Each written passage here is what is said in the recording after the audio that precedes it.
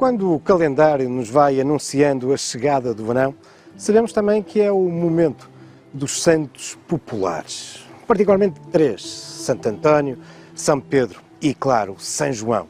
Estes santos populares que dão origem a grandes, antigas, tradicionais festividades um pouco por todo o país. No que diz respeito a São João, são bem conhecidas as festas, por exemplo, de Braga, Vila do Conde, Gaia e, claro, na cidade do Porto, tão ligada a São João. No entanto, ao contrário do que muita gente pensa, ele não é o padroeiro da cidade. Não é, nunca foi. O padroeiro, em boa verdade, a padroeira do Porto, é, desde a década de 80 do século passado, Nossa Senhora da Vandoma. Antes, durante muitos séculos, desde 1500, havia sido São Pantaleão. E antes deste, aquele que é o santo padroeiro da capital, São Vicente. Mas, se São João não é o padroeiro da cidade, é, no entanto, de uma das suas mais conhecidas freguesias, a Foz do Douro. São João da Foz do Douro. Estamos junto da igreja paroquial e sobre a porta, naquele nicho, a imagem do santo evoca essa proteção e esta forte ligação da Foz a São João. Uma igreja que foi edificada na primeira metade do século XVIII. Um templo belíssimo, marcado pelo barroco. Vamos conhecer o seu interior.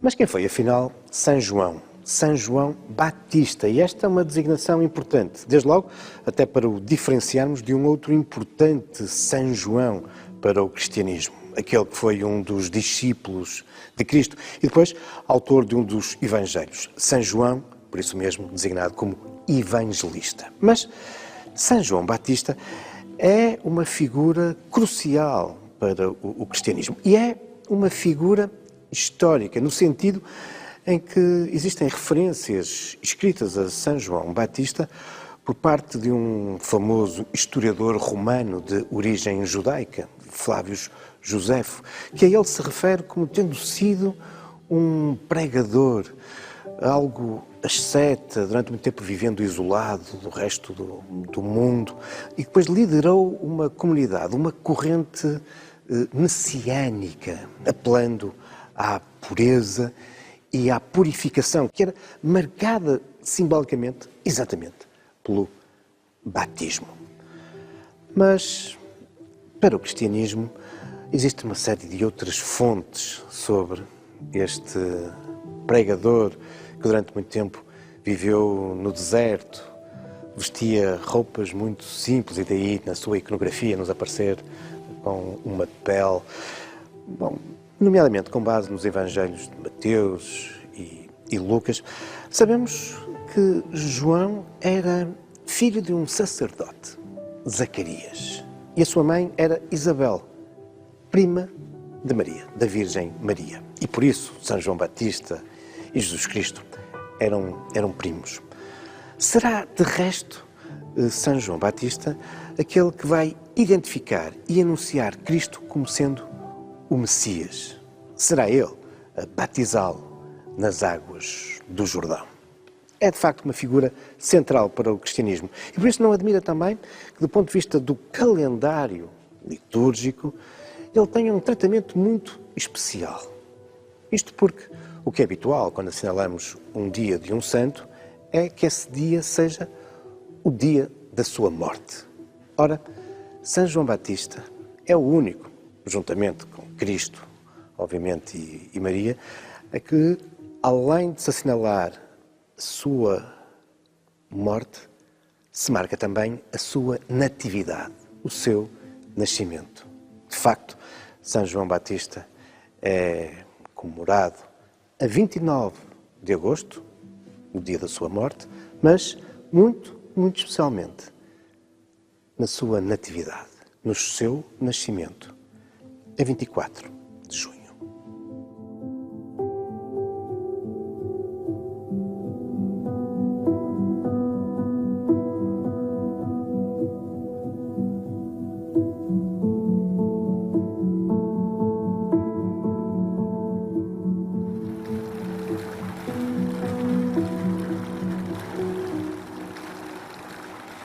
E como padroeiro da Foz, São João Batista aparece-nos também em lugar de destaque naquele que é um dos espaços mais emblemáticos da freguesia, o Jardim do Passeio Alegre, aqui nesta escultura algo naif de Alberto Amorim.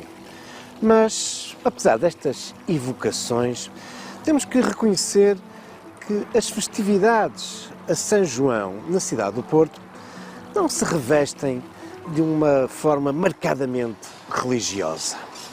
E não admira. Porque, afinal, estas festas de São João coincidem com o solstício do verão. Boa verdade, há já algum tempo que o solstício do verão ocorre a 21, 22 de junho, mas isso resulta de uns acertos do calendário, porque originalmente, de facto, o solstício do verão era a 24 de junho. De resto, como 6 meses depois, o solstício de inverno, cristianizado com o nascimento de Cristo, ocorre no Natal, a 25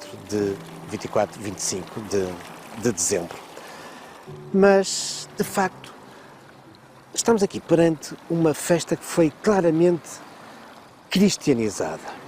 E as marcas de origem pagã do São João são por demais evidentes. Não nos podemos esquecer que nos estamos a aproximar, obviamente, do verão, da época das colheitas, da época da fertilidade, e isso era assinalado desde épocas imemoriais pelas comunidades um pouco por todo o hemisfério norte, nomeadamente a partir do momento que o homem se sedentarizou, a partir do momento que o homem se tornou produtor, passa a produzir a agricultura, e por isso a aproximação do verão era festejada e, se possível, desenvolvendo rituais que propiciassem, rituais propiciatórios dessa abundância, dessa fertilidade que se desejava para as semanas e os meses seguintes. E é por isso que nós vemos nas festas populares do São João muito pouco de cristianismo e muito desses rituais pagãos, do paganismo, isto é, do homem do pagos, do homem do campo, que está, obviamente, preocupado com a questão do que vai ser a produção agrícola das semanas seguintes. E por isso, a preocupação com as orvalhadas, esse elemento de água que vem fertilizar a terra. E por isso o lançar dos balões ou o saltar da fogueira numa associação ao fogo e, claro, todos esses elementos da terra, esses elementos vegetais, o alho porro, o manjerico, as ervas de cheiro, é todo esse fundo pagão que está tão presente nas festividades de São João e da fertilidade. E por isso, ele ser também namoradeiro, ser também casamenteiro. E por isso também os banhos no mar, antigamente eram aqui os banhos no rio. Tudo isso faz parte deste mundo pagão. Mas a verdade é que, para lá disso, houve épocas no passado em que havia manifestações vincadamente católicas ligadas a São João neste dia. Vamos conhecer algumas marcas que subsistem até hoje.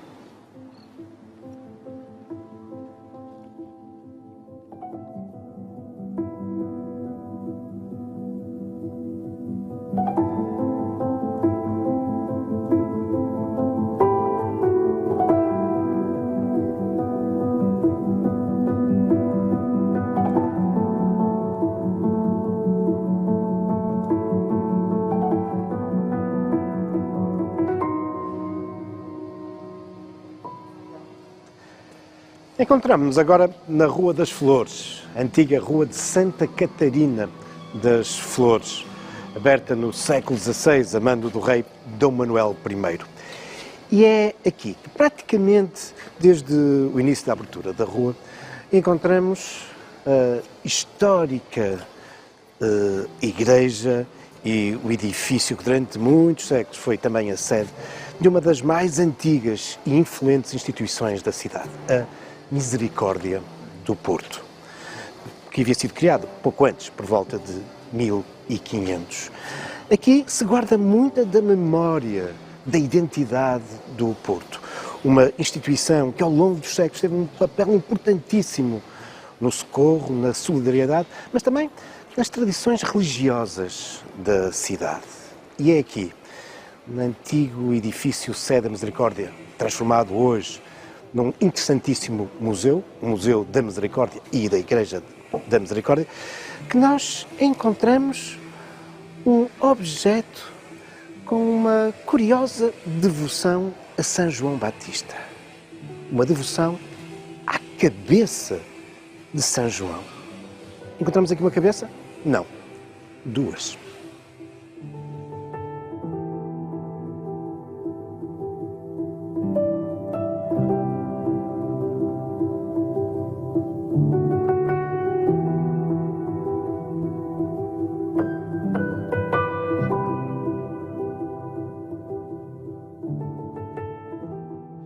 O Museu da Misericórdia é, pelos motivos que vos indiquei, um museu da história da cidade, tendo em conta o facto de ter sido esta instituição a criar organismos, lugares de referência absoluta da cidade, como o Hospital de Santo António, o Hospital de Conde Ferreira, lugares de acolhimento de jovens desvalidos, órfãos, órfãs, viúvas, e todo um outro relevante conjunto de obras que marcaram o Porto ao longo dos últimos 500 anos.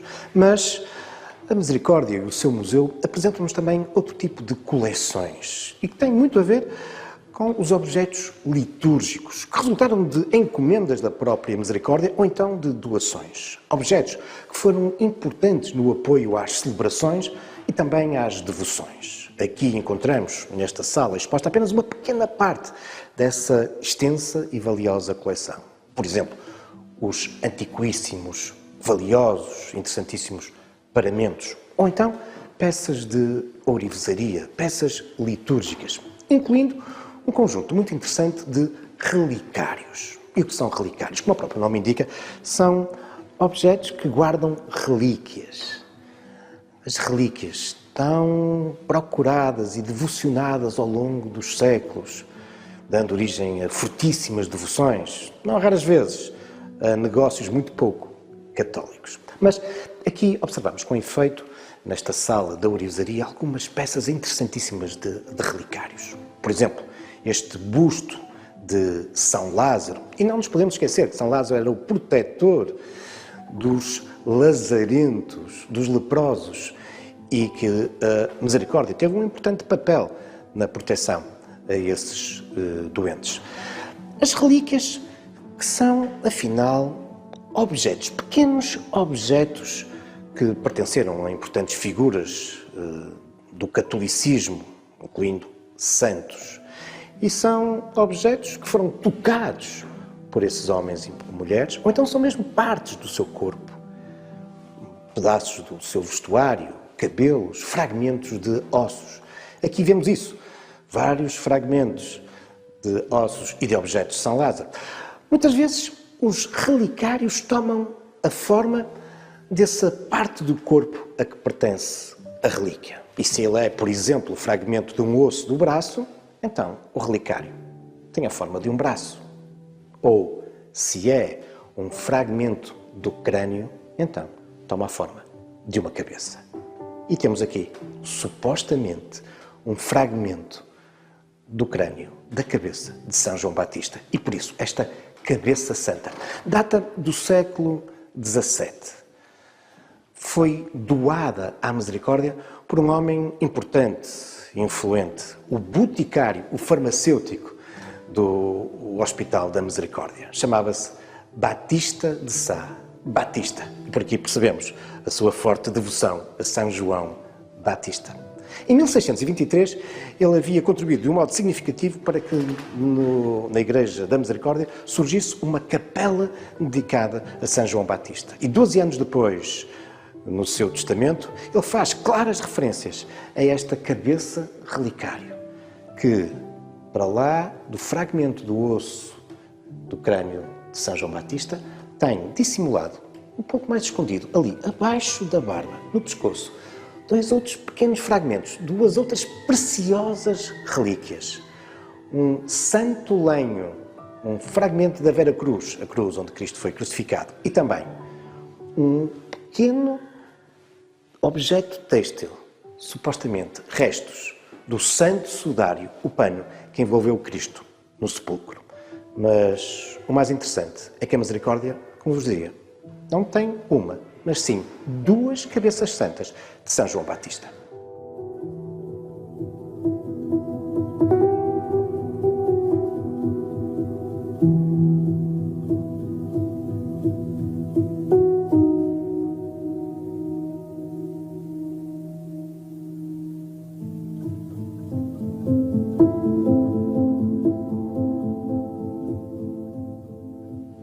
Estamos agora no interior da belíssima Igreja da Misericórdia.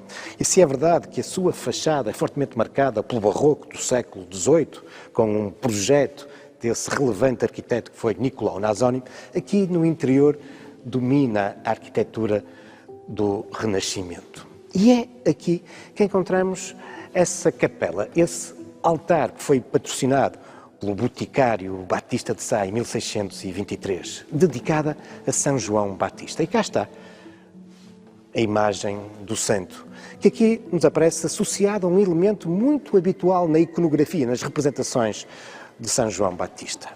Um carneirinho.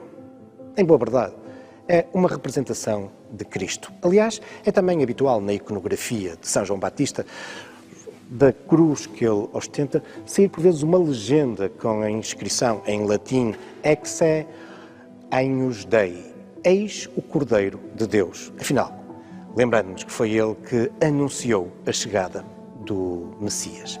Mas aqui no altar, aos pés da imagem, observamos um outro elemento interessantíssimo, uma outra cabeça santa de São João Batista, um outro relicário com um fragmento, supostamente, do crânio de São João. E aqui estamos perante uma tradição ligada também às festividades do São João no Porto. Uma dessas exceções de um claro culto católico nesse dia. Porque era tradição que a Misericórdia colocasse esta cabeça santa apenas na altura das festas, para que os devotos aqui pudessem contemplar a cabeça santa de São João Batista.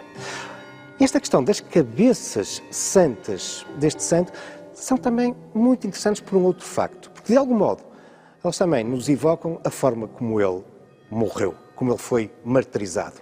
Sim, ele foi decapitado, como aqui a talha também nos recorda, a mando de Herodes, que ofereceu numa bandeja a cabeça de São João Batista, a sua filha, Salomé, que tinha exigido ao pai a cabeça do santo.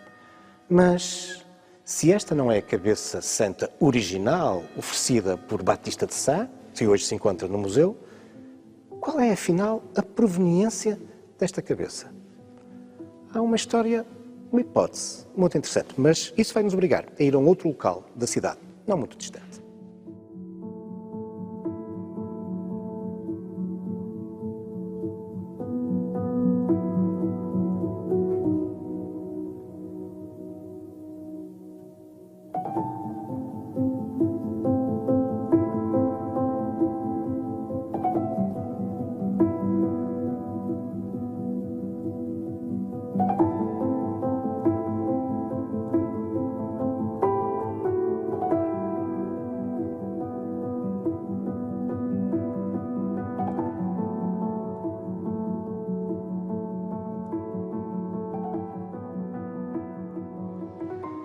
Saímos da Rua dos Flores, cruzamos a Praça dos Lóios e entramos agora numa praça relativamente recente, a Praça das Cardosas. Desenvolve-se nas traseiras desse conhecido e emblemático edifício Palácio das Cardosas, que, em boa verdade, foi mandado construir para substituir um convento que durante séculos existiu neste sítio, o Convento dos Lóios, e daí a designação da praça por onde agora passamos.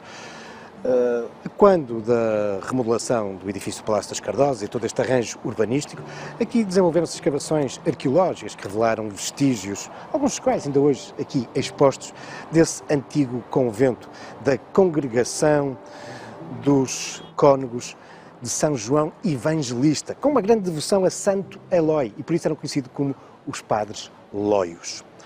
Os Lóios que aqui se estabelecem em 1490 e que, a determinada altura, passam a ter, entre os seus muitos bens, o padroado de uma freguesia de Penafiel, a freguesia de Gândara, que desde os inícios do século XVII passa a ser conhecida como a freguesia da Cabeça Santa. Isto porque na sua igreja, antiga igreja românica, segundo a tradição mandada construir pela rainha Santa Mafalda, aí se encontrava, também segundo a lenda, embora seja lenda, se encontrava desde essa época, finais do século XII, início do século XIII, uma cabeça santa de São João Batista, com uma relíquia de um fragmento do crânio. Uma relíquia que foi objeto de enorme devoção durante séculos. Infelizmente, já nos finais do século XX, essa relíquia foi roubada. Mas a devoção era tão grande, particularmente na altura de 24 de junho, levando até Cabeça Santa e Penafiel, gente de todo o reino, que, perante essa forte devoção e também os rendimentos e ofertas que ela congregava, que os Lóios do Porto resolveram retirar desse fragmento de osso de Gândara e Penafiel um pequeno fragmento e passar a ter também uma cabeça santa aqui no seu convento, no Porto, o convento dos Lóios. E narram-nos as velhas crónicas que no dia de São João se formavam extensas filas aqui no convento para entrar na igreja e para ir até ao altar, onde estava sempre com uma capa de asperges, com muita luz, um dos religiosos que segurava na cabeça santa de São João Batista e a dava a beijar. É um outro dos raros casos de devoção católica no dia de São João a São João Batista. Bom, com a extinção das ordens religiosas em 1834, os Lóios nunca chegaram a ocupar esse enorme edifício que estavam a construir, hoje o Palácio das Cardosas, e o convento fechou. E os seus bens foram nacionalizados e a cabeça santa desapareceu. Que efeito dela? Não se sabe. Mas é possível, é apenas uma hipótese que alguns investigadores têm colocado, que a segunda cabeça santa que existe na Misericórdia do Porto, aquela que vimos agora na sua igreja, seja, afinal, essa famosa cabeça santa que durante séculos aqui se encontrava. Enfim, são muito interessantes estas histórias em torno das relíquias, mas será que esta era mesmo a que está na Misericórdia, a cabeça que aqui se encontrava? Importa desenvolver as investigações, mas isso serão depois outros factos, quem sabe também outras lendas, seguramente futuros caminhos da história.